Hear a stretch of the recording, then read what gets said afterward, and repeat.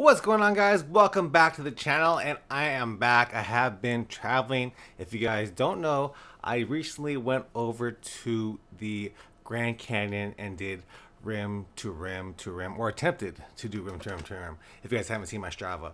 But in this video, I actually want to talk about the race I did the week before I went to Grand Canyon, and that is the Mission Tejas 50K. So let's go ahead and talk about that.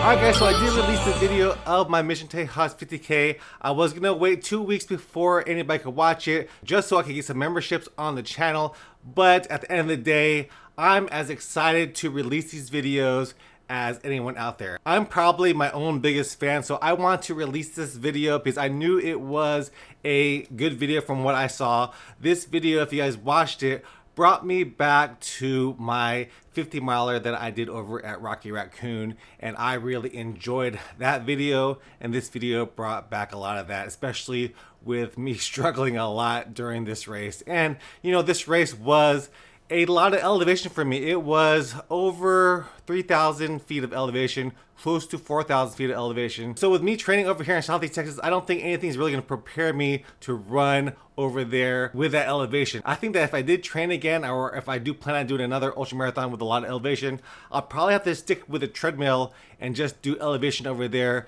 Just put that on the incline and do at least a mile on, a mile off. Just kind of do that to mimic what I'm going to be experiencing over at these hillier races, because I'm just not prepared to do that type of racing, and it really showed during that race because I struggled. And one of the things that really did hurt me during that race, and you guys saw that in the video, was my shoes. I wore my Ultra Superior 4.0s, and you know what? During training, I did feel like my toes were hitting the front part of my shoe ever so slightly, but after 20 miles, after 19 miles, after 15 miles, it got even worse and worse and worse, and it felt like the lip of my superiors were actually lifting up the edge of my toenail. So that was causing me a pretty good amount of pain. So I actually had to change out my shoes mid-race, went back to my truck, which was about half a mile away. So it was almost a mile extra for me to go and change my shoes and go back on the course. But at the end of the day, like I said in the video, it was the best decision for me to do that, because if I didn't do that, I would be in more pain, going even slower,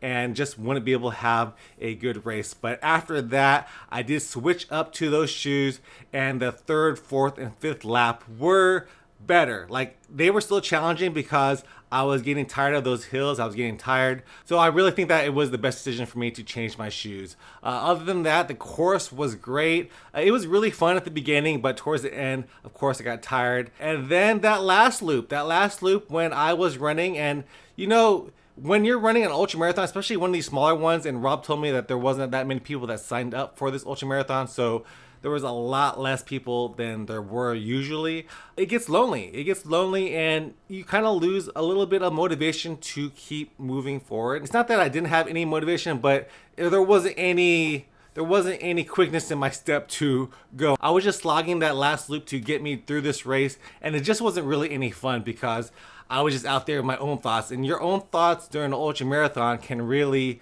get bad. Like during that race, there was an A loop and a B loop. So I was doing the A loop, and during that loop, I was like, you know what? If I just quit right now during this A loop, I don't have to do that B loop. It doesn't really matter. Who cares if I didn't do that B loop? This race doesn't really matter. I'm just out here. It doesn't really matter. I'm just getting the mile. So that's what goes through your head, a lot of things. But whenever I did go back to the midsection with that start line, finish line area, all the people are cheering for you, and your mindset really changes, and you're like, okay, I could do another loop. So if you are out there volunteering or seeing an ultra marathon, cheer them on, because it really does help them go on. And that's what I felt. I felt Rob was cheering for me. I felt the volunteers, they're also cheering for me. So I really wanted to go ahead and do that last loop, and also that pizza that I grabbed, because I was eating so much goo. I'm a bigger dude, so I do need a lot of calories, and I was eating a lot of food during that race, a lot of goo. While that's good nutrition, it just sometimes doesn't agree with your stomach. So I have trouble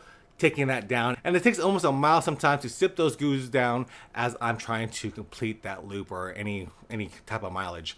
So yeah, I went on that last loop, and there was Maria. I actually met Maria before I finished my last A loop. So she was coming in and we talked a little bit, but she was telling me that she had already did an extra loop and she was gonna go out and do some more miles because she was trying to train for her 100 miles. She's actually a badass runner. She's done like 300 milers and she's really young. She's like 31, 32.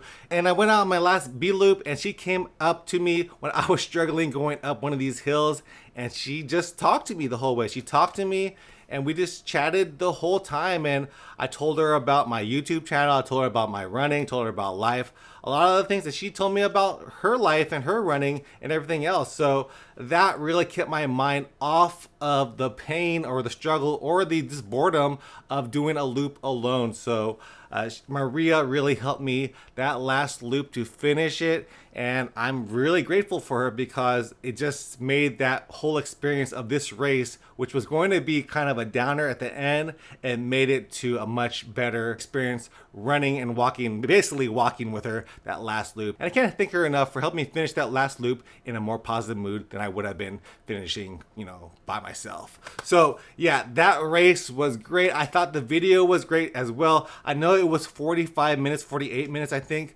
but I looked at it and I watched it, and like y'all said in the videos and in the comments, I saw that a lot of y'all enjoyed the video. I liked the use of my 360 camera. What I did for this race, I used a 360 camera and I also used my GoPro. So I mixed the footage in, because whenever you use the 360 camera, you can't get that close-up shot, more intimate shot when I'm talking to you guys. With the GoPro, it looks a lot better with that. So I like the mix of that. And then the 360 camera got to show off all of the course for you. I can't show that if I'm using my GoPro camera. The 360 camera really shows off the course awesomely, and that course was a fun course. And I would actually recommend this race, the Mission Tejas race, to anybody out there who wants to experience some elevation, although not a lot. I know 4,000 feet of elevation isn't a lot for a lot of people, but it was a lot for me, and I'm glad that I was able to do that race and show it off to you guys. So I hope you guys enjoyed this video of me talking about my race. It was a fun time. The next video that I'm gonna come out with is probably gonna be some Grand Canyon video, a lot of Grand Canyon talk in the channel coming up soon. All right guys, hope you guys enjoyed this. If you guys did, give me a like, subscribe to my channel, leave me a comment, and I'll see you guys next time. Peace out.